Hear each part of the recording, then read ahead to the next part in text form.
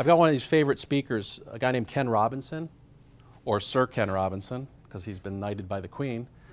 He wrote a book called The Element, and I recommend it highly. It's a great book. And he studied all these great people, similar to people that have come into our class. And he notices that most people just endure their lives. They just go on with it. And they never really think about or utilize their talents. They never really maximize their gifts. But yet, we've met people, and he's met people who love what they do, right? Who absolutely love what they do for their lives. And they couldn't imagine living their lives without that. And he says there's two things required to find that. Two things, very simple, to find the element, as he calls it. Aptitude and passion. Aptitude and passion. Aptitude. Are you good at it? Now, you guys are here. You're probably good at a lot of things. You're probably very good at a lot of things. What are you great at? What are you maybe better than anybody at? Those are the things you may start to gravitate towards. And it probably ties into the second element, which is passion. What do you enjoy doing and why? Because passion and your commitment to something, when you think about it, that's your only competitive advantage in life, right? Unless you have the patent for Google or whatever it is, you have intellectual property protection that you can put somebody out of business if they try and copy you. The world's too flat for most of us, right? We're going to be going into businesses that have other competitors probably. So the world's so flat, we have to figure out what can distinguish ourselves. So how do you know when you found it? How do you know when you find it? Well, how do you know when you're around an opportunity or around something?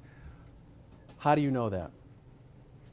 Well, if you played Daniel playing the saxophone up here at his recital. So last Friday, Daniel Wideline had a senior recital. I went to it. It was awesome. It was awesome. When you see somebody doing something that they've studied their whole life to do, and they do it really well. So if you feel like he feels, if you're like, possessed by the spirit of Cannonball Adderley, you're probably around something special. You probably know that you're near it. Figure out what animates you and think about it. If you're sitting at home at 4 o'clock in the morning, feverishly working away on something in your boxers with your baseball hat backwards, I don't know what the equivalent is for women of that. I don't know what you guys are. I don't know. But if you figure, you're probably doing something you like. You're probably doing something you like. Your body already knows, all right? Be in tune to that. Be in tune to how you feel, how you stand, how you speak when you're into something. You can tell the difference, right? Look at how time passes, right? When you love doing something, Ken Robinson says, when you hate doing something or something doesn't resonate with your soul, 5 minutes feels like an hour, right?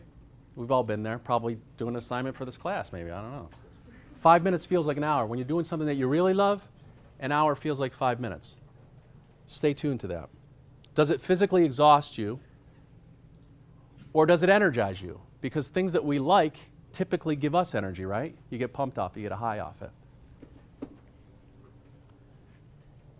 And if you're doing something that makes you unhappy, if you're doing it for too many days in a row, you sort of owe it to yourself to stop, right?